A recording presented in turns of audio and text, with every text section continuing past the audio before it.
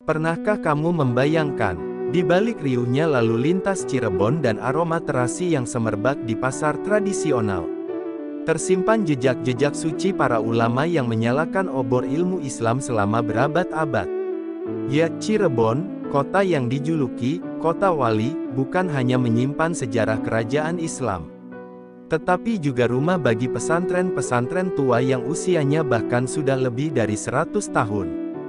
Dari lembah yang sunyi, dari desa yang dahulu masih berupa hutan, lahirlah tempat-tempat yang menjadi pusat peradaban, tempat para santri ditempa, dan tempat ulama dilahirkan.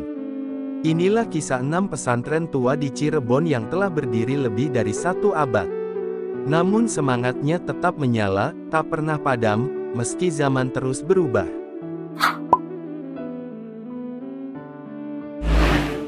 6. Pesantren Tahsinul Akhlak 1919 M. Terletak di Desa Winong, Kecamatan Gempol, Kabupaten Cirebon. Dikenal luas dengan sebutan Pesantren Winong, pondok ini berdiri pada tahun 1919 Masehi. Menariknya, sistem pengajaran di pesantren ini sepenuhnya mengikuti metode pesantren Lirboyo Kediri. Hal ini karena para pendirinya merupakan keturunan langsung dan alumni dari Lirboyo. Sehingga tradisi keilmuan dan kedisiplinan Lirboyo sangat kental di Winong. Pesantren ini berpegang teguh pada prinsip tahsinul akhlak, yang berarti memperbaiki akhlak. Para santri tidak hanya diajarkan kitab, tapi juga dibina dalam adab, etika, dan tanggung jawab sosial. Bagi masyarakat Cirebon, pesantren Winong adalah simbol penerus warisan ulama salaf, yang terus menanamkan nilai-nilai kebaikan dan akhlak mulia di tengah arus modernisasi. 5. Pesantren Kempek 1908 M.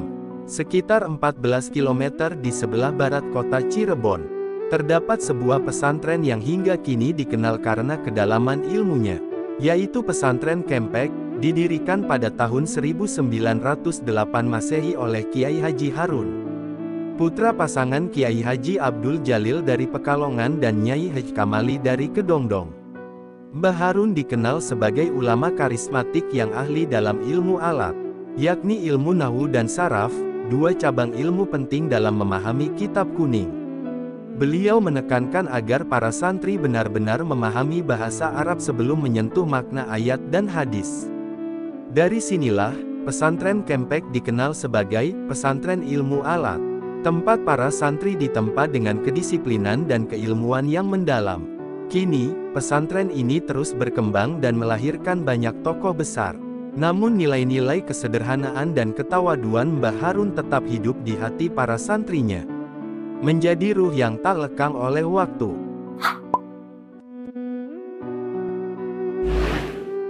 4. Pesantren Gedongan 1800 M. Selanjutnya, mari kita melangkah ke Desa Ender, Kecamatan Pangenan. Di sini berdiri Pesantren Gedongan, salah satu pondok tertua di Cirebon yang berdiri sekitar tahun 1800 Masehi. Pendiri pesantren ini adalah Kiai Haji Muhammad Said, seorang ulama pemberani yang pertama kali membuka hutan belantara untuk dijadikan tempat belajar agama. Bayangkan, saat itu wilayah Gedongan masih berupa hutan lebat, sunyi, dan penuh binatang liar. Namun dengan keberanian dan tekad yang kuat, Kiai Haji Muhammad Said menebas semak, membangun surau, dan menjadikannya tempat menimba ilmu agama. Seiring waktu, pesantren Gedongan berkembang pesat. Kini, namanya dikenal luas di kalangan masyarakat Cirebon dan luar daerah. Para alumninya banyak yang menjadi tokoh agama, ulama, politisi, hingga pengusaha sukses. Bagi masyarakat sekitar, pesantren Gedongan bukan sekadar tempat belajar, tetapi juga simbol perjuangan dan keikhlasan dalam menegakkan dakwah Islam di bumi Cirebon.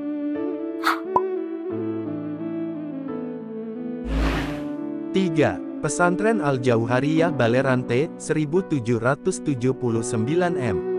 Tahun 1779 Masehi menjadi saksi berdirinya pesantren tua berikutnya, yakni Pesantren Al-Jauhariyah Balerante, yang terletak di Desa Balerante, Palimanan, Kabupaten Cirebon. Dulu, masyarakat lebih mengenalnya sebagai pesantren Balerante. Namun di tangan generasi kelima, yaitu Kiai Haji Jauhar Arifin, pesantren ini kemudian diberi nama baru, Al-Jauhariyah Balerante, menggabungkan nama sang pengasuh dan daerah asal pesantren tersebut. Pesantren ini dikenal sangat teguh menjaga tradisi salaf. Metode pembelajarannya masih mempertahankan cara klasik seperti sorogan dan bandongan, di mana santri duduk melingkar, mengaji kitab kuning langsung dari sang kiai. Yang unik, Al-Jauhariyah bukan hanya tempat menimba ilmu syariat, tetapi juga menjadi pusat pembinaan akhlak dan hikmah di bawah asuhan Kiai Haji Muhammad Fakih Jauhar. Di tempat ini, para santri belajar bukan hanya memahami isi kitab, tetapi juga belajar tentang keikhlasan, kesabaran, dan cinta kepada ilmu. Sesuatu yang menjadi jiwa dari pesantren salaf sejati. 2. Buntet Pesantren Cirebon 1750 m. Kita bergeser ke Desa Mertapada Kulon, Kecamatan Astana Japura. Disinilah berdiri Buntet Pesantren, didirikan sekitar tahun 1750 Masehi oleh ulama besar bernama Kiai Haji Mukoyim, atau yang lebih dikenal masyarakat dengan sebutan Mbah Mukoyim. Beliau adalah seorang mufti keraton Cirebon, tokoh keagamaan yang disegani bahkan oleh bangsawan. Namun saat itu, suasana politik keraton tengah bergejolak. Campur tangan Belanda begitu kuat, menekan kebebasan umat Islam dan urusan keagamaan. Sebagai sosok yang idealis dan berprinsip, Mbah Mukoyim memilih meninggalkan kenyamanan istana dan hidup di tengah masyarakat. Beliau kemudian membangun sebuah pesantren sederhana, yang kelak menjadi Buntet Pesantren, salah satu pondok terbesar di tanah Jawa Barat. Buntet tumbuh menjadi pusat pendidikan Islam, tempat lahirnya ulama, pendidik, dan tokoh bangsa.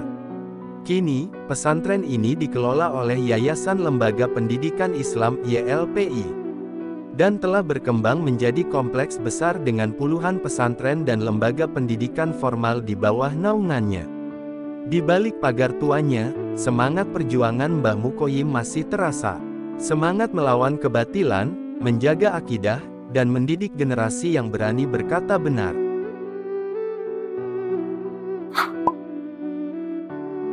1. Pesantren Babakan Ciwaringin Cirebon 1705 m. Kisahnya berawal pada tahun 1127 Hijriah atau sekitar 1705 Masehi. Di sebuah daerah yang kini dikenal dengan nama Babakan Ciwaringin. Di sanalah seorang ulama bernama Kiai Jatira, atau yang dikenal juga sebagai Kiai Haji Hasanuddin, putra dari Kiai Haji Abdul Latif asal desa Pamijahan Plumbon, memulai langkah besar dalam dakwah Islam di tanah Cirebon.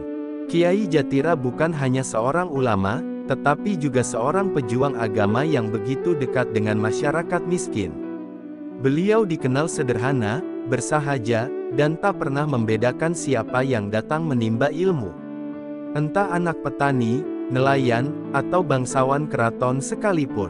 Pada awalnya, hanya ada satu pondok kecil bernama Rautlatut Tolibin, yang kini dikenal sebagai Pondok Gede Babakan Ciwaringin.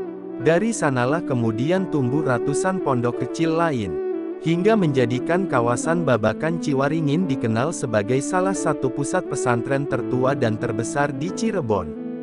Hingga kini, semangat salaf tetap dijaga.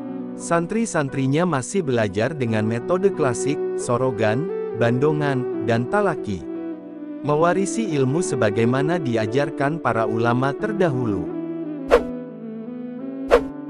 Dari Babakan hingga Winong, dari abad ke-18 hingga kini, jejak para kiai dan santri itu masih terasa. Mereka bukan hanya meninggalkan bangunan dan kitab, tapi meninggalkan peradaban, yang menjadi akar dari keislaman di tanah Cirebon. 100 tahun lebih berlalu, namun azan masih berkumandang di surau-surau pesantren itu. Kitab-kitab kuning masih terbuka di tangan para santri muda, dan doa para kiai masih menembus langit malam di tengah sunyi.